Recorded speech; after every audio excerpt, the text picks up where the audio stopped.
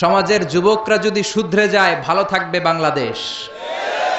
সমাজের যুবকগুলো যদি বিশ্বনবীর সুন্নাহ মানে ভালো থাকবে আমার এই ভূখণ্ড।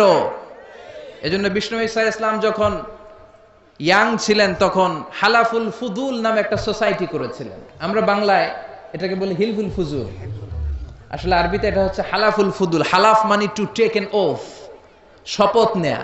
আর ফুদুল এটা ফাদলুরের প্লুরাল, মানে ভালো কাজ। কোনো খারাপ কাজ মক্কার জমিনে হতে দেয়া যাবে না।